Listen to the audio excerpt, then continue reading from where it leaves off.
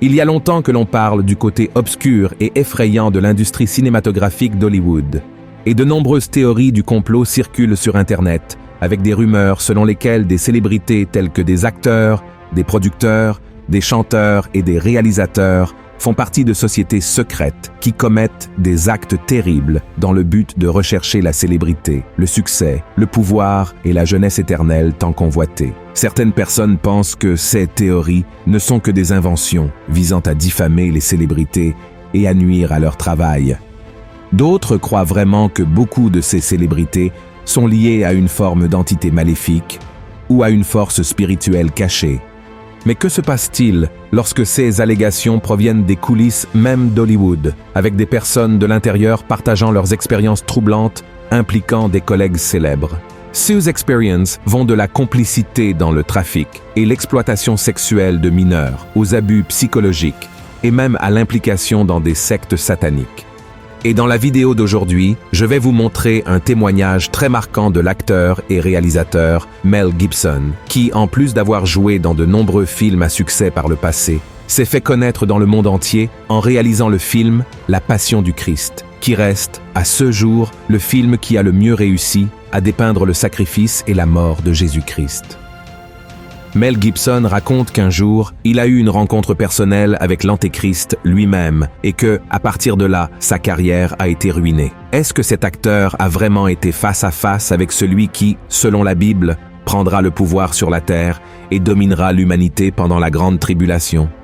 Restez avec moi jusqu'à la fin, car je vais vous raconter comment s'est déroulée cette rencontre, ce qui est arrivé à la carrière de Mel Gibson depuis, et à la fin, je donnerai mon opinion sur le fait que cette personne puisse être l'antéchrist potentiel. Mais avant de commencer, je vous demande juste de vous abonner à ma chaîne. Il vous suffit de cliquer sur le bouton s'abonner qui se trouve sous la vidéo, puis d'activer la cloche de notification, car je veux vous aider dans votre marche avec Dieu chaque jour, d'accord? Alors commençons. Mel Gibson est né aux États-Unis et il a acquis une renommée internationale à la fin des années 1970 avec le film Mad Max, une production à petit budget qui a conquis le monde entier et a propulsé le jeune acteur sur la scène en tant que l'une des grandes stars du cinéma. À partir de ce moment-là, il est devenu l'un des talents les plus recherchés par les producteurs et les réalisateurs de films aux États-Unis et a fini par partager l'écran avec des acteurs et des actrices très célèbres à l'époque. En 1987, un autre film a rencontré un grand succès. Qui ne se souvient pas de L'Arme fatale, n'est-ce pas? Et le succès de Mel Gibson ne cessait de croître. Il a fait des dizaines d'autres films à succès, prêtant sa voix à des dessins animés comme Pocahontas de Disney, entre autres travaux couronnés de succès. Mais le sommet de la carrière de Mel Gibson était encore à venir. En 1996, il a remporté les Oscars du meilleur acteur et du meilleur réalisateur avec le film Braveheart, qui raconte l'histoire de la bataille pour l'indépendance de l'Écosse au XIIIe siècle. William Wallace, le personnage de Mel Gibson, entre dans la bataille et tombe amoureux de la lutte pour la liberté de son pays après que sa femme a été brutalement assassinée par l'armée anglaise. Hollywood et le monde espéraient qu'à partir de ce moment, Mel Gibson deviendrait l'un des plus grands noms de l'histoire du cinéma, aux côtés de Steven Spielberg, par exemple. Mais peu de temps après, l'acteur aimé de tous a commencé à être mêlé à une série de scandales et de polémiques liés à la consommation d'alcool et aux problèmes de contrôle de la colère. Le curieux est que malgré toutes les nouvelles diffusées par les chaînes et les magazines à potins, Mel Gibson continuait à apparaître calme et charismatique lors d'interviews, de promenades dans les rues, sans jamais offenser ou agresser qui que ce soit. Mais les scandales continuaient d'éclater. Il a été arrêté pour conduite en état d'ivresse, accusé de faire des commentaires préjudiciables contre les personnes de couleur et aurait proféré des menaces contre son ex-femme. Malheureusement, cette série d'accusations négatives a entraîné une augmentation alarmante du rejet du public envers Mel Gibson, faisant en sorte que l'acteur ne soit plus appelé à participer à aucun grand film. Le curieux est que d'autres stars d'Hollywood à la même époque étaient accusés d'avoir commis des actes bien plus graves et rien ne leur arrivait. Pendant ce temps, Mel Gibson disparaissait peu à peu de la carte d'Hollywood. Il a même accepté quelques rôles moins importants dans certains films à cette époque, mais les médias ont à peine couvert ses productions et les salles de cinéma étaient presque toujours vides. Car, pour le public, l'image qui restait de Mel Gibson était celle d'un homme ivre, fou et déséquilibré, qui battait les femmes et insultait les personnes d'autres races. Et à cause de cela, il ne méritait pas une seconde chance, et encore moins que sa version des accusations portées contre lui soit entendue. Et vous pourriez vous demander maintenant, mes pasteurs, pourquoi Mel Gibson a-t-il traversé tout cela, passant du ciel à l'enfer en si peu de temps? Qu'est-ce qui l'a fait perdre le contrôle de sa vie? Oui, sans qu'apparemment rien ne se soit produit. Et c'est là que nous abordons le sujet de cette vidéo.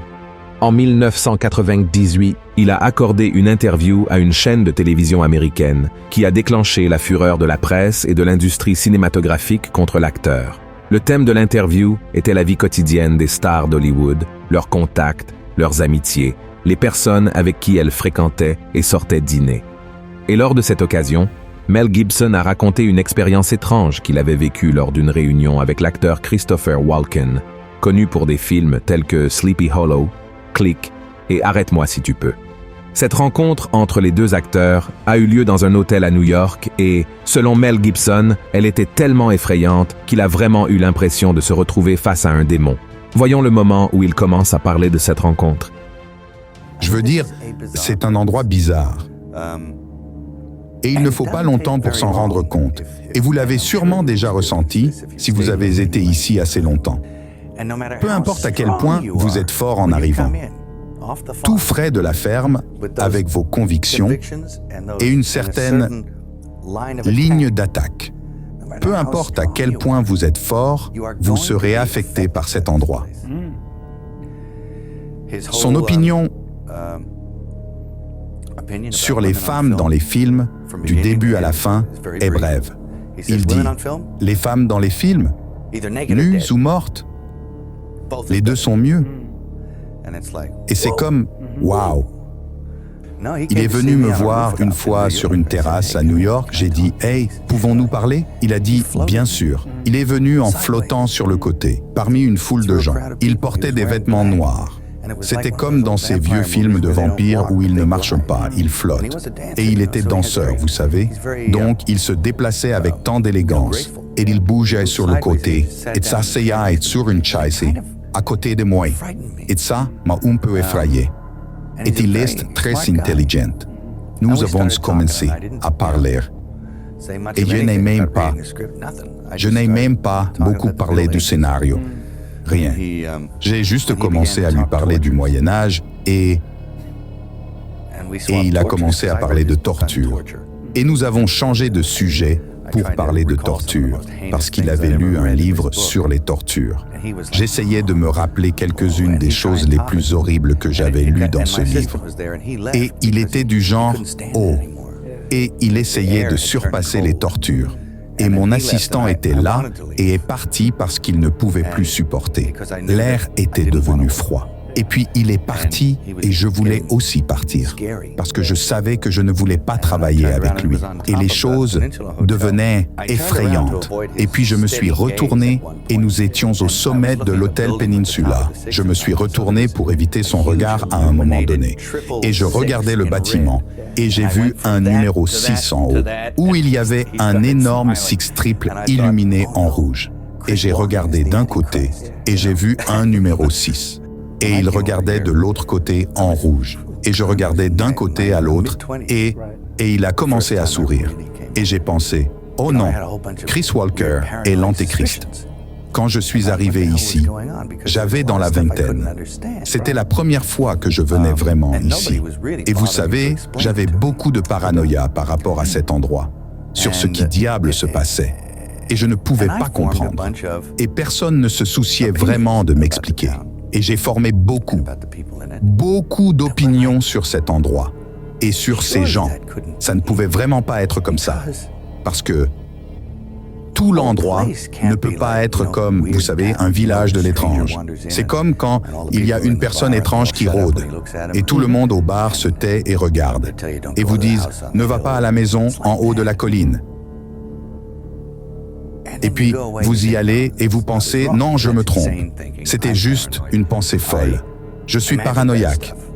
Vous avez imaginé ces choses. Et vous commencez à vous demander si ce n'est pas pour ça que certaines personnes agissaient d'une certaine manière. Et ensuite, avec le temps, vous découvrez que vous aviez raison sur beaucoup de ces choses. bien que pas spécifiquement juste. Vous commencez à réaliser que vos pires cauchemars étaient réels. Vous devenez un peu... C'est ce que je comprends comme commencer à nager avec les saumons contre le courant. Vous savez, si vous restez ici assez longtemps, vous vous retrouverez à faire ces choses. Et vous devez... Il y a une façon de le faire, sans vraiment le faire. Et ça prend du temps. Et ça demande de la détente. Ne pas être mal à l'aise. Acceptez-le pour ce qu'il est. Comprenez ce que c'est. Une fois que vous comprenez et que vous n'avez plus peur, vous commencez à le surmonter. Et alors vous pouvez vous concentrer sur ce que vous essayez de faire initialement. Un endroit comme celui-ci peut vous humilier. Et il peut vous humilier ou vous rendre humble. Il peut détruire votre vie en morceaux, si vous le permettez. Regarde ça, tu as bien remarqué quand Mel Gibson a parlé du numéro 666 en néon rouge, exactement le jour où il devait rencontrer Christopher Walken au milieu de cet hôtel à New York? Un autre point qui attire l'attention, c'est que Walken a souri en voyant la réaction de Mel Gibson face à ces chiffres, parce qu'il savait que l'acteur était chrétien et qu'il faisait toujours un point d'aborder sa foi avec les gens. Peut-être que Christopher Walken se moquait de Mel Gibson et de ses croyances. Et cela était si évident que l'assistant de Mel Gibson s'est senti mal à l'aise dans cet environnement et a dû partir parce qu'il ne supportait pas tant l'oppression spirituelle qu'il ressentait lors de cette rencontre. Et après cette réunion, Mel Gibson et Christopher Walken ne se sont plus jamais revus, encore moins travaillé ensemble sur aucun projet. Et le pire, à partir de là, tout a commencé à mal tourner dans la vie de Mel Gibson pendant longtemps, comme tu peux le voir. Pendant des années, il a été accusé, jugé par les médias et les gens. Et un jour, l'actrice Whoopi Goldberg est venue publiquement défendre son ami, en disant qu'il n'avait jamais été raciste, comme tout le monde le disait. La vie de Mel Gibson a commencé à changer seulement en 2004, lorsque Mel Gibson a produit le film La Passion du Christ. Il voulait rappeler au monde entier que Jésus est venu sur terre non seulement pour parler de paix et d'amour. Il est venu avec une mission spéciale, mourir en sacrifice pour que son message de paix et d'amour soit le seul et le vrai, et qu'il ait le sens le plus profond de la rédemption humaine. Et comme je l'ai dit, aucune production cinématographique de l'histoire n'a réussi à dépeindre aussi bien la prophétie biblique sur la souffrance du Messie. Regarde ce que dit la Bible. Mais il était blessé pour nos péchés, brisé pour nos iniquités. Le châtiment qui nous donne la paix est tombé sur lui, et c'est par ses meurtrissures que nous sommes guéris. Nous étions tous errants comme des brebis, chacun suivait sa propre voie, et l'Éternel a fait retomber sur lui l'iniquité de nous tous. Il a été maltraité et opprimé, et il n'a point ouvert la bouche, semblable à un agneau qu'on mène à la boucherie, à une brebis muette devant ceux qui la tondent. Il n'a point ouvert la bouche.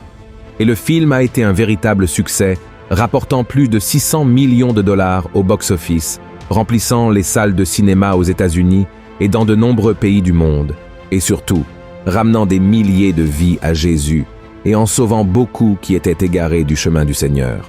Et devant cela, je comprends que ce que Mel Gibson a vécu lors de cette rencontre avec Christopher Walken et dans les années suivantes, avec toute la persécution et les injustices, était en fait une grande bataille spirituelle.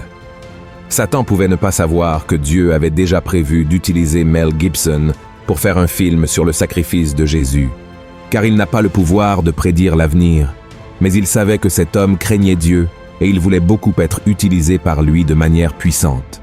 C'est pourquoi l'ennemi a utilisé toutes ses armes pour essayer de détruire Mel Gibson et de contrecarrer les plans du Seigneur. Mais à aucun moment Dieu ne l'a abandonné et la victoire est venue, tellement que maintenant Mel Gibson est en train de terminer la suite de son film, qui s'appellera La Passion du Christ, Résurrection. Et l'acteur Jim Caviezel, qui a joué Jésus, a déclaré que ce sera le plus grand film de l'histoire mondiale et que tous, pendant le tournage, sont déjà confrontés à beaucoup d'attaques spirituelles. Et maintenant, je veux donner mon opinion sur Mel Gibson, ayant pensé que Christopher Walken était l'antéchrist. Frères et sœurs, je ne suis sincèrement pas d'accord avec lui. Je ne pense pas que, à l'époque, Mel Gibson avait une idée biblique des véritables caractéristiques de cet homme. Et par manque de connaissance de la parole, il a fait cette affirmation. La parole de Dieu dit que l'antéchrist sera un homme très puissant et influent, Un être charismatique et très articulé dans les domaines de la politique et de la religion, et il réussira à tromper les gens et à les obliger à l'adorer. Christopher Walken est un homme connu dans le monde du cinéma et il a le respect d'Hollywood, et c'est tout. Mais je crois, oui, qu'il a pu être utilisé par Satan lors de cette réunion avec Mel Gibson pour tenter de l'attaquer spirituellement. Mais cela ne fait pas de cet acteur un ange déchu, et encore moins l'une des bêtes de l'Apocalypse, d'accord? Si vous avez aimé ce message et cette vidéo, partagez-les avec vos amis et votre famille, et abonnez-vous à ma chaîne. Je vous attends dans la prochaine vidéo. Que Dieu vous bénisse puissamment.